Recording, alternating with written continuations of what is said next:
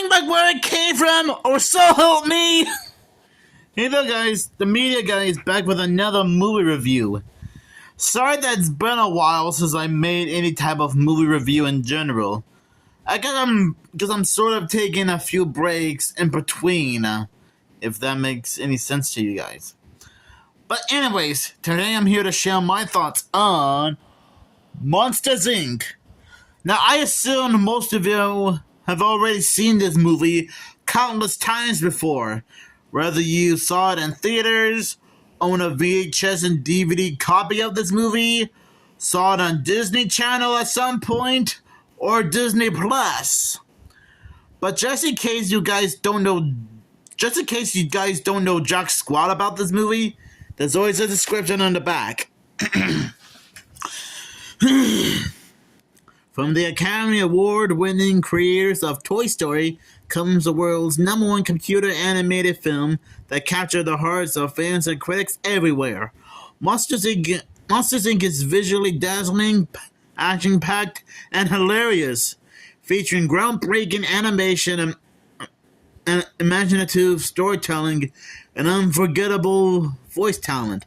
John Goodman stars as the lovable James P. Sullivan, Sully to his friends, and Billy Crystal as his wife's cracking best friend, Mike Wazowski. Top Scarer Sully and his enthusiast scare assistant Mike work on Monsters Incorporated, the largest scale screen processing factory in Monstropolis. Oh, and trust me, based on what I saw, it's huge! It's like as big as a city! The main power source of the monster world is collected by screams of human children. Monsters believe children are dangerous and toxic. However, and they are scared silly when a little girl wanders into their world, which I guess is referring to this girl, Boo.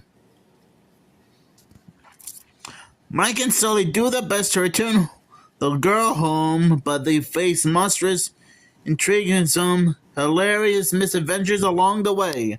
Oh boy. Monsters Inc. is supremely clever, fun for the kids and adults. Treat yourself to the most entertaining movie of the year with all new exclusive bonus features and animation for monster laughs and monster fun. Actually, you like this movie.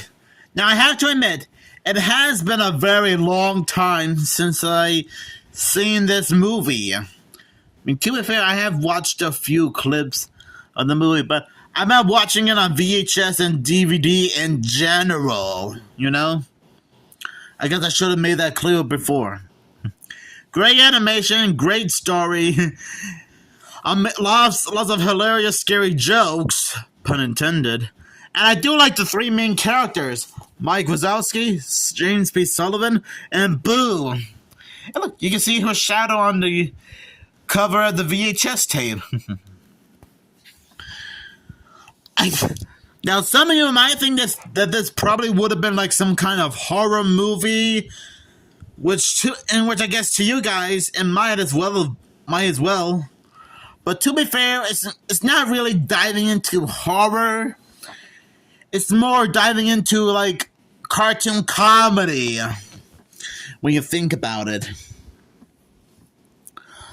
I do like how he does an entire world full of monsters, and it is kind of interesting that their job is to scare kids and collect their screams as resourceful energy. I thought this was like some kind of fairy tale thing, but I guess it's somehow their job, apparently. We don't get too many movies like this these days, you know? This movie does count. There are two bonus short films that shows up on the VHS before and after this movie. For the Birds and Mike's New Car. Yes, it is kind of common for most Pixar short films to play out before the movie starts. And I think this is the first Disney Pixar VHS release to have two different Pixar short films. For the Birds, which will play before the movie, and Mike's New Car, which will play after the movie. It is kind of funny seeing all the monsters in Monstropolis get frightened by a little human girl during the restaurant scene. And that caused so much mayhem that they had to try to decontaminate the restaurant by having to be trapped in a electric dome. And fun fact, that wasn't the original. Funny enough, it was gonna be a little bit different. I remember watching a YouTube shorts where it was gonna show the restaurant getting blown up by a huge explosion. But I guess that was changed in late production due to 9/11. So I'm guessing they had to alter it a little bit. I assume most of you didn't know that, but I just thought I'd bring up that little fun fact in case you didn't know. Okay, maybe it's not like fun from your point of view, but still, for historical sake, I had to bring it up. I actually do like the villains.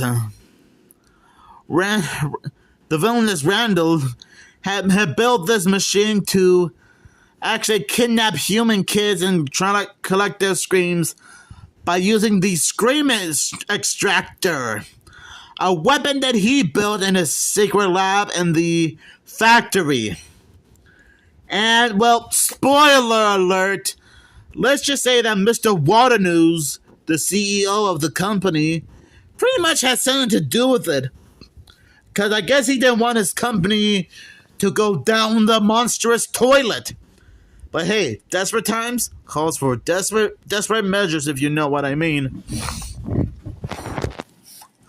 And I'm sorry for the little spoiler alert, in case you guys never saw this movie before. So just pretend like I didn't mention it. I'm not gonna lie. When the film was released on VHS, the VHS tape is completely blue. I mean, I don't think I've ever seen a VHS tape that was blue. Okay, well, to be fair, I have a few VeggieTales VHS tapes that were green. I'm not sure if you guys can see, but that's different. A blue VHS tape. I guess that kind of makes sense considering how some of the monsters are blue. Get a look at the inside of the VHS cover. Look, that's all the characters. Smeety, Needleman, Ross, Sully, Mike, Celia, Mr. Waternews, Randall, and Fungus. And believe it or not, Fungus is actually voiced by legendary puppeteer Frank Oz, who you might know him better as the voice of Yoda, Fozzie Bear, Miss Piggy, Bert, Grover, and who else?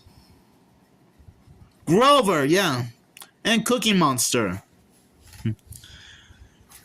And I think he also reprised his role as Fungus in the Monsters Inc. TV show, Monsters at Work, which is meant to be like a sequel series to the first movie. Oh yeah, and that does remind me, there was also a prequel movie to this called Monsters University, which I do remember seeing in theaters a long time ago, as well as watching clips of it, and it's not a bad movie. Okay, maybe it's not as perfect as this movie, but it doesn't matter. I'm sure this is like one of the greatest monster movies ever. And to be fair, even if you guys are not like big fans of this movie, that's okay. I assume that most of you guys would probably watch this during Halloween. And another thing I like about this movie is the blooper reels during the end credits. Yes, as stated in my Toy Story 2 and Buzz Lightyear of Star Command double feature movie review, there was a time during the late 90s and early 2000s where Disney and Pixar would create blooper reels for the movies. The first being the first being A Bug's Life, followed by Toy Story 2 and Monsters Inc., which is the last movie to have blooper reels during the end credits. And while the blooper reels are not on the end credits on the DVD version, they are still technically bonus features, which is close enough. And I gotta admit, the blooper reels of the end credits did make me laugh. like Rex auditioning to be one of the monster citizens. That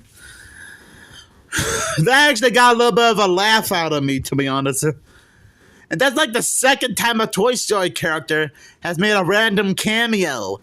The first being Woody in A Bug's Life, making a cameo in the blooper reel during the end credits of the VHS release of the movie. Yeah, that actually made me laugh a bit. And there was also a company dance. Monsters Inc. company dance during the end credits. Oh, and it actually says it right there. So I guess we got like 2 treats in one during the credits. Nice. And yeah, this is the last this is the last Disney and Pixar movie to have blooper reels during the end credits. Which is a little bit sad in my opinion, because the blooper reels during the end credits of this movie, along with Toy Story 2 and A Bug's Life, were always the coolest parts. And I kind of wish Disney and Pixar would do that again with some of the recent movie projects like Coco, Incredibles 2, Turning Red, and even our new Pixar series, Win or Lose.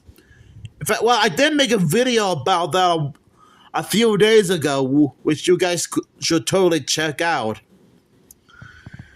But yeah, I'm still glad that the filmmakers had a lot of fun with this movie, as well as creating the bloopers and company dance for the end credits of the VHS release of the movie. And yeah, it is still a bonus feature on the DVD release.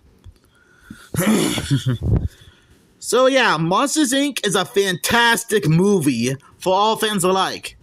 And if you haven't gone around to see it, I highly recommend it. It's still a pretty funny movie with a lot of great jokes. Great action sequences. And I will admit, it can get a little bit dramatic at times. Like Sully saying goodbye to Boo. That was a little bit teary-eyed. Of course, I didn't really cry, but still, it was a little bit sad for Mike and Sully to say goodbye to Boo. Well, mostly Sully here.